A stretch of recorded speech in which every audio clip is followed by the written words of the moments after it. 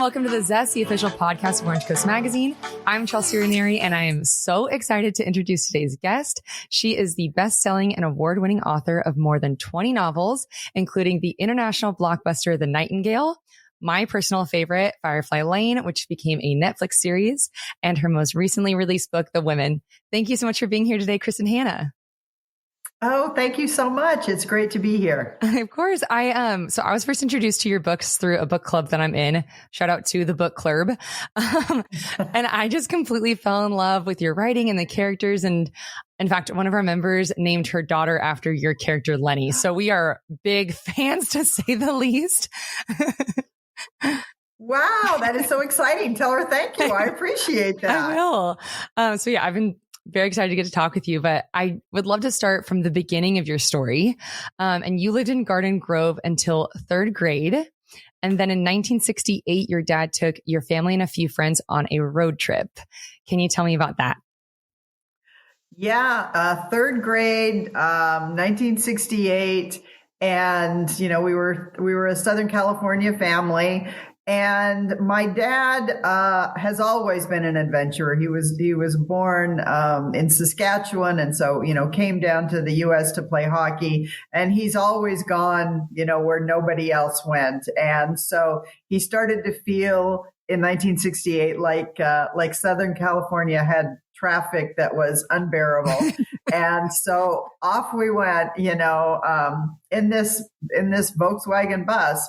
And the idea was that we kids and mom would know home when we saw it. Wow. So we ended up going through something like 16 states. And we all pretty much raised our hand in the Pacific Northwest. There was just something about it that really spoke to us. And so I've been there ever since. My dad has, of course, he went on to Alaska and Costa Rica and other adventurous locations. And your family has strong ties to Alaska. Is that right? We do, actually. In the late 70s, my father decided that, the Pacific Northwest was filling up and our traffic was getting bad. And so off he went north to Alaska with my mom. And they ended up building what would become our family business, which is the Great Alaska Adventure Lodge. And that was really the book, and my connection to Alaska and my love for Alaska is what led me to write the book, The Great Alone, a couple of years ago. Awesome. And you went to school to study law originally. What initially drew you to that major? I've never known for sure why it was I picked law as a graduate degree, but it turned out to be a really good fit for me in a lot of ways. Obviously, the law is a lot of reading and a lot of writing. And I didn't know, of course, that I had, any writing talent, but I knew that writing came easily and that organizing my thoughts and researching were things that I enjoyed doing. And then I discovered that, the law could be very creative as well. So it turned out to be a really great fit for me until I had my son. And I pretty much decided to take a few years to be an at-home mom. And that's when I started writing. Wow. And what initially sparked you to write? What inspired you for your first story? Well, back when I was in law school, my mother was coming to the end of her battle with breast cancer. This is decades later, this is the inspiration for Firefly Lane. So we were talking one day, my mom and I, and she said, I think you're going to be a writer. And it was such a bizarre thought because I'd never, shown any interest in that. And she said, in these weeks that I've got left, we should write a novel together. And that was really the beginning. After classes, I would, go to the library and Xerox pages and pages and pages of research and bring it back to my mom's hospital room. And we sort of just imagined this historical romance novel that she really wanted to write. And it wasn't until, years later when I was pregnant with my son and I had a difficult pregnancy, I was bedridden for a long time, that I sort of pulled all these pages back out. And there was this, this material that was waiting like a gift from my mom. Oh. And I thought, okay, now is the moment. I've got nothing to do. I am going to try this writing thing and see if I can make it work. And here we are. Wow. So you had no formal training in writing. You just kind of, how did you approach it? Well, because I was bedridden, of course, I couldn't do what was natural to me, which is go back to school, take classes. And that's what I would have liked to have done, but I couldn't. And so what I did instead was I had a very extensive library, of course, as a voracious reader.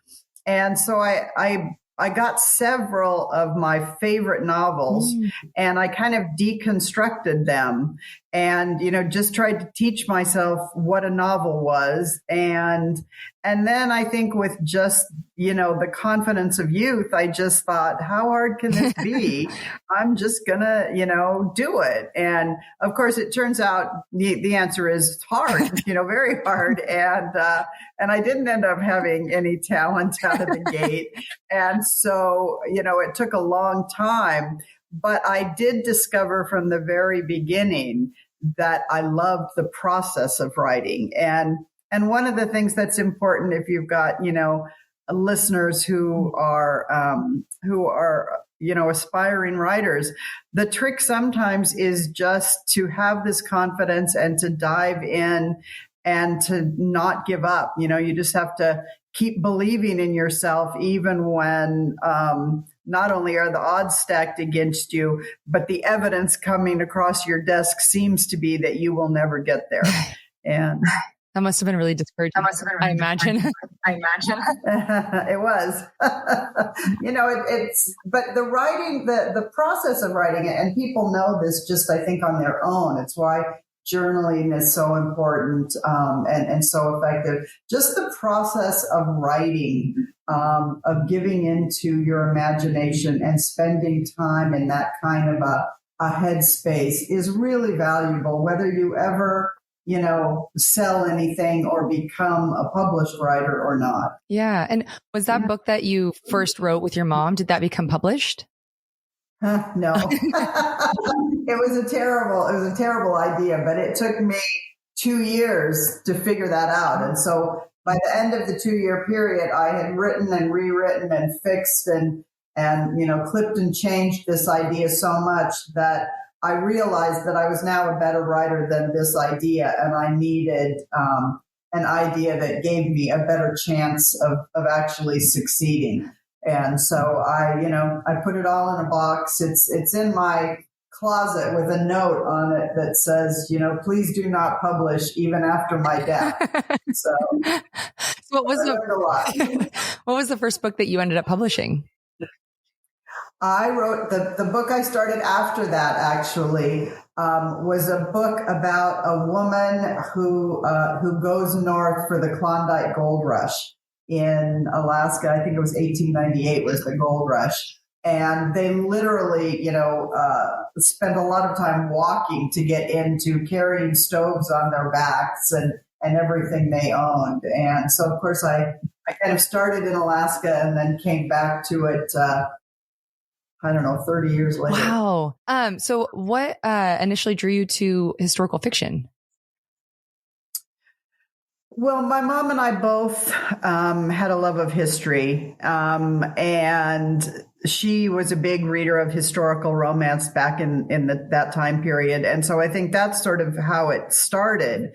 But how I came back, to historical fiction, first, I think, was with a book called Winter Garden, and then, of course, most dramatically with The Nightingale. And that was really me reaching an age where I started looking instead of at the issues of the women of my generation and the women of my age, which I had kind of focused on, year by year as I grew older, writing about, wifehood, motherhood, sisterhood, staying at home, working, all the various pressures that are on women in my generation and in general. I started looking later at women in history.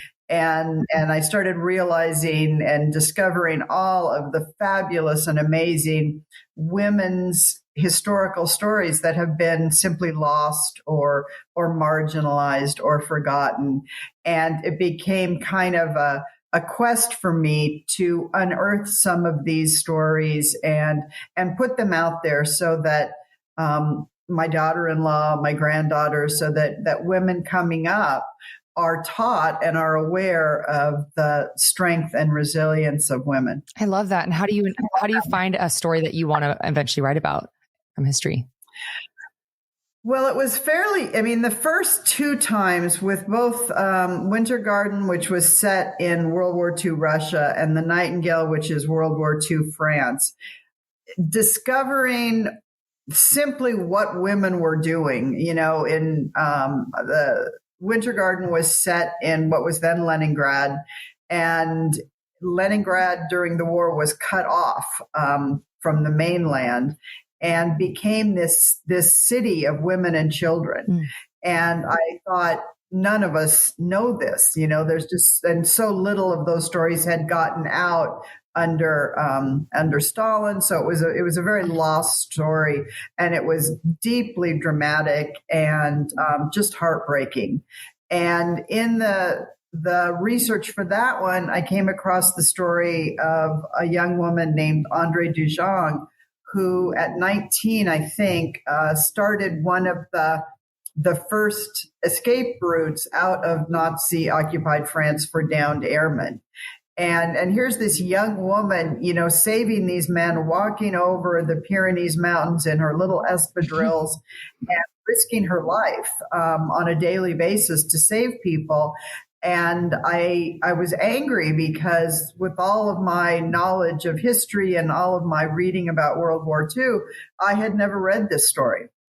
And so that's really what I'm looking for. I'm looking for something that is sort of world changing in some way that I feel I should have been taught in school and I was not, and shines a light at the same time on women and their courage. And how did you develop your characters? Well, it's a book by book thing, but generally what it is I figure out what it is I have to say about the time period. For example, in The Women, which is about the young nurses, not all young, but the nurses who served in Vietnam during the war. I begin doing the research on the real women, and I read the stories of what actually happened to them and what transpired and how they were treated and all of that. And then my job is to tell a story that really truly represents them and feels authentic and feels true, even though it's fictional. And I create the characters that are really most like the women who served. Wow. And you mentioned that you love the writing process. What is your favorite stage of the process? And also, how has it changed from what you were initially doing to what you do now?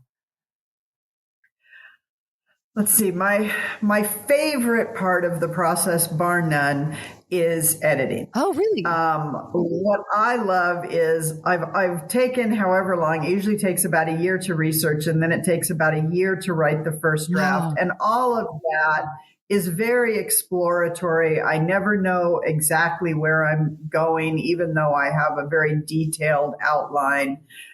But I just kind of keep molding and molding and molding. And when I get to the point where the book is coming together and I can really feel it, then the job is to sort of sentence by sentence, paragraph by paragraph, scene by scene, turn it into the very best version of itself. That I love. I just love doing that. Yeah. My least favorite part of the process is choosing an idea and choosing the book that I'm going to spend, 3 years on, because I'm I just, for whatever reason, that does not come easily to me. No way. I would literally never know that with how incredible your books are. Well, thank you. They don't start out incredible, believe me. So how has your writing process changed? And can you you kind of laid it out a little bit, but can you give it a little more detail about what your writing process looks like? Sure. Well, first of all, I still write longhand on my yellow legal pads. Wow. So, which means really that I can write anywhere. And I do. I write outside. I write on the beach. I write in winter in my living room next to the fireplace. So it's a very hands-on kind of thing for me. And, in the early days, as I said earlier, I started writing as a new mother. Mm-hmm. And so the first couple of books that I wrote were during nap time. So I, put my son down and then I would race to, start writing whatever I was going to write for the hour and a half that I had that day. And when you write like that, you end up, doing a lot of thinking time. And then when you sit down to write, you really have to be disciplined and you have to actually do what you think you're going to do. So my writing was very structured then. It was very plan oriented, and I wrote the book I set out to write. And then, over the years, it has changed as I've, gotten more and more time to write. And once I started writing the really bigger historical novels and taking longer, I find that, like I said, I do this, extensive research. And I put everything on note cards, and I organize my note cards, based on whether I think I'll use them, so that I always have my research at my fingertips. And then I do a very detailed outline that explains what the whole book is going to be, beginning, middle, and end. Wow. And then I sit down and write it, and I usually get to about page 100. And it blows apart in some, dramatic and depressing way. And that's when I really begin following less about what I intended to write and more about what's working at the moment. And I let sort of my theme guide me. That's so interesting. I've actually heard other authors say that around page 100 is where things start to change. Yeah. Well, because, the thing about any project, and this is another point for aspiring writers, the beginning tends to be very set in your head. You spend a lot of time thinking about the beginning. And about it, for me, at page 100 is the end of the beginning. And that's when the book needs to then evolve into what is going to be, the middle.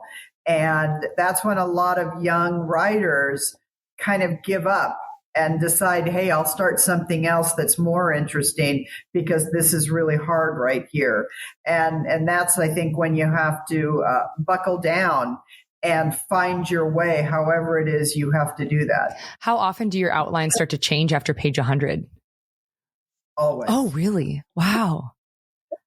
And I end up throwing away hundreds of pages because I don't realize sometimes that it changed 150 pages ago, or I get where I'm going and I don't like it. And I have to, so I keep starting over. Is that frustrating when you have to start over? Or? Well, like I said, I like the editorial process. So I would rather start over than muscle through. Right. And I guess, everybody has their own way of doing it, but I'd rather just clear the table and start in on what's really working and follow that than I would constantly trying to fix something that doesn't feel organically right. Definitely. And how do you know when a book is completed? I feel like that would probably be really hard to come to. I can tell you this. I say I'm done when my deadline hits. Okay.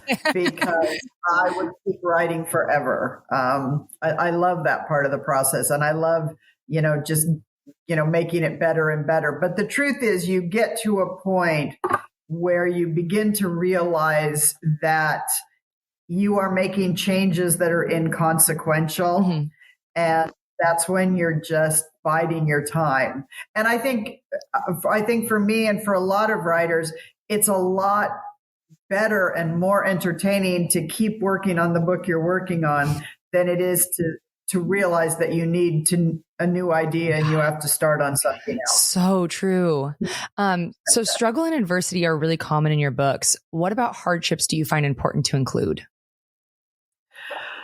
I think that in fiction, like in life, adversity reveals character. Mm-hmm. Adversity tells us who we are. Adversity shapes us.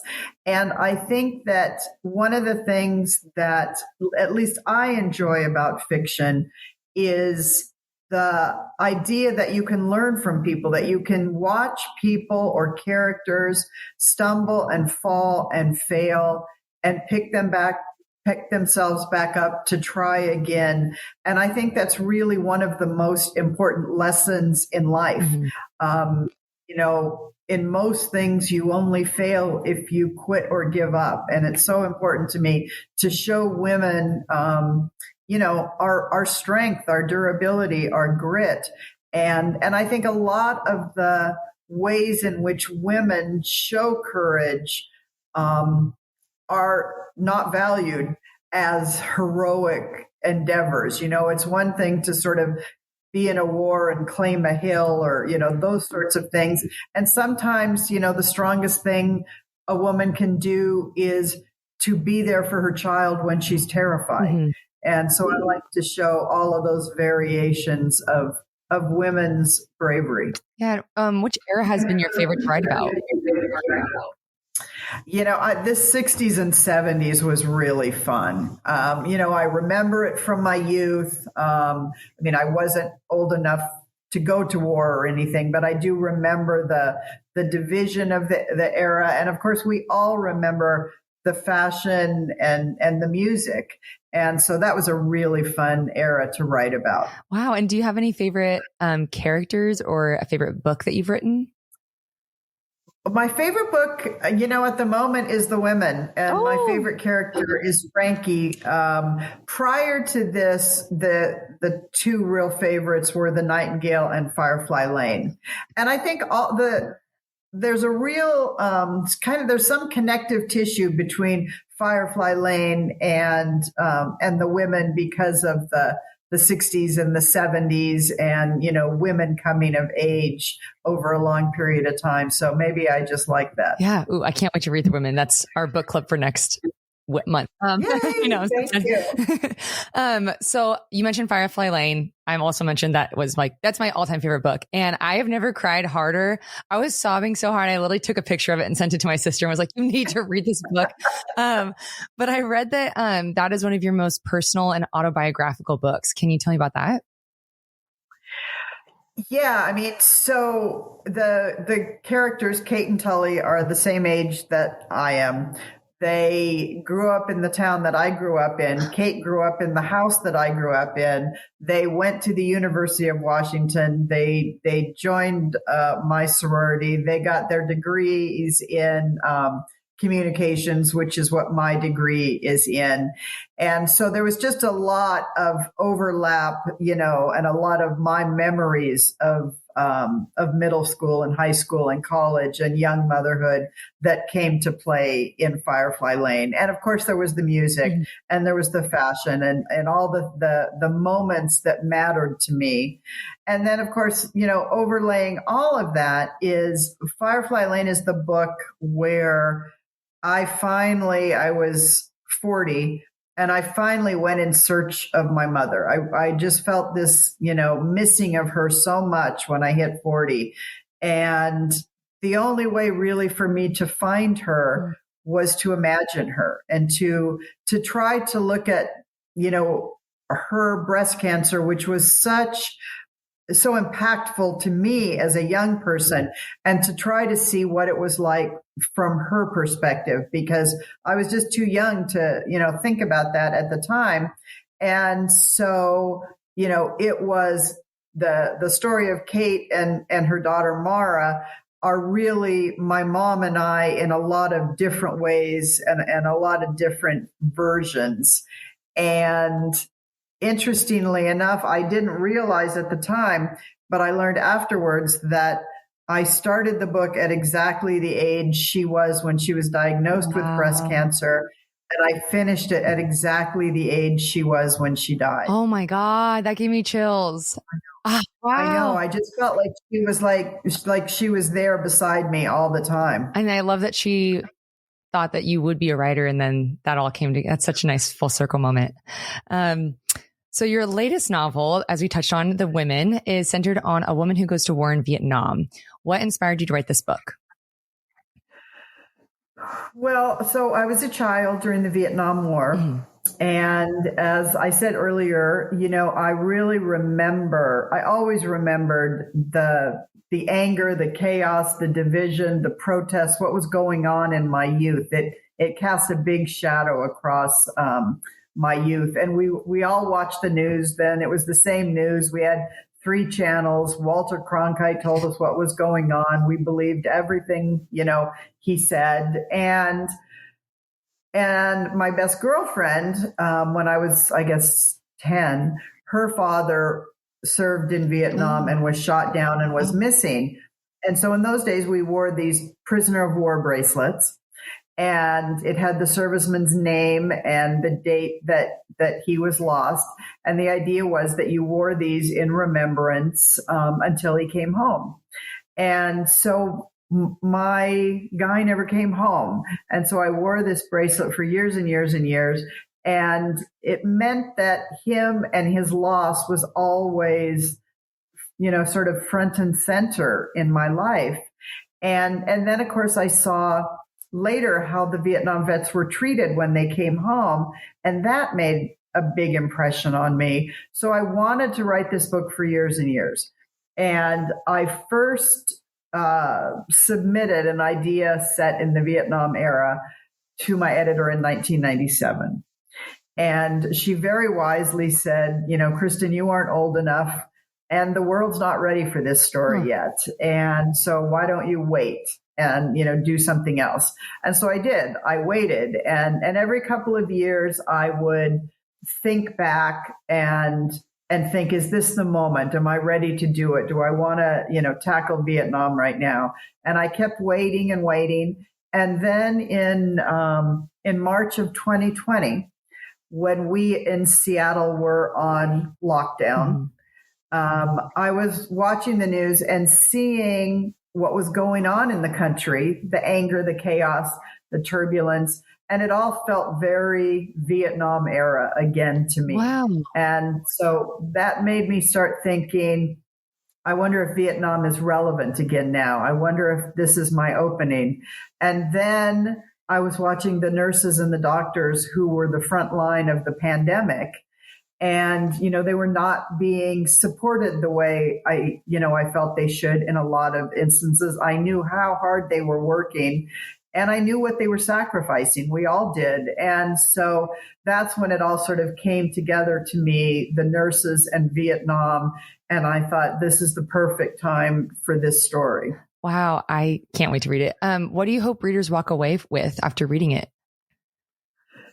The book is very much about, I guess, remembrance and gratitude and a reminder of the importance of treating our veterans with respect and taking care of them when they come home. And so I think, those are some of the most important things. These women and the men, frankly, but the women who served in Vietnam have been so forgotten by history. People don't even, know that they served. And these women are, in their mid to late 70s or 80s. And I just think it's so important that the world is reminded of their service and has the moment to say thank you while we can. I saw that you got to speak to a lot of the veterans. I have. And what I really loved was last November, I went to Washington, D.C. with Diane Carlson Evans, who who wrote a book called Healing Wounds that was amazing about her experience as an Army nurse. Wow. And is the founder of the Women's Vietnam Memorial. And so going back there for Veterans Day, I got to see, all of these women come together, many of them for the first time in decades. And it was such a powerful moment to see them drawn together and hugging and listen to their stories as they talked, next to their own memorial. Wow. I also read that this might be a movie. Is that? Well, Warner Brothers is working fast and furiously on it. So I'm fingers crossed. Yeah, I feel really good about this one. Amazing. And is there another book of yours that's supposed to be a movie as well soon? Well, The Nightingale is in production, pre-production, I guess they call it. And I'm hoping that after being shut down by the pandemic and then the writer's strike and then, the actor's strike, we are all really hopeful that the Nightingale is going to finally soar into theaters this year. Oh my gosh, that'd be amazing. And that's Dakota and Elle Fanning. Is that right? I think that's who they've got right now. Yeah. Oh my gosh, that'd be incredible. In addition to everything that we've talked about, you have such an incredible career. What can listeners look forward to next? Or is there anything you want to call out? I wish I knew what people. So we're coming to the end of our time, but before I let you go, I have 3 final questions for you. We call them the Thoughtful 3. So first, what advice do you have for someone whose dreams feel out of reach right now? I think dreams always feel out of reach. That's sort of, I think, the genesis. And so you have to accept that is part of it. And going after one's dreams require the confidence to go against the grain and to do something that does feel out of reach. So I would say, first of all, have the confidence and the belief in yourself to dare to have that dream and to dare to move towards it. And then most importantly, that journey, whatever that looks like, whatever your dream is, there is a first step. And, that's the way it works. You take the first step and you settle in and you face your fears once again, because with every step, the fear gets bigger because you're taking more risk. The more you risk, the more you fear. And so you let that fear in, you push it aside, and then you take the second step and you just keep going. Definitely. And then what would you say to someone who's listening right now who is an aspiring author but doesn't know where to start? Again, you just have to start writing. I mean, obviously the very beginning is read everything you can, read genres and kinds of stories that don't necessarily appeal to you, to find out what your natural sort of inclination is. And then just understand that there's a huge learning curve. And there's no place for perfectionism. There's no place for demanding the very best of yourself. The idea simply has to be that you make the decision, you embrace the fear, you begin writing. Even if you can tell your writing isn't good, you keep writing, and you get someone, to read it. And it's just this process. You just keep pressing forward and learning your craft. Oh, I love that. And then lastly, what are 3 books that you feel everyone should read? To Kill a Mockingbird, Harper Lee. I'm just going to have to say Lord of the Rings because I can't help myself. The good versus evil, the friendship, the camaraderie, the fantasy, the imagination. It has been sort of my go-to since childhood, actually. Wow. And I'm going to say, Let's go with Sense and Sensibility, Jane Austen. Amazing. My husband's going to be thrilled that you said the Lord of the Rings. So I'm not the only geek girl. Yeah, exactly. Well, thank you so much for doing this. I really appreciate your time. I cannot wait to share this with my book club. Well, thank you. I hope you guys love it. Thanks.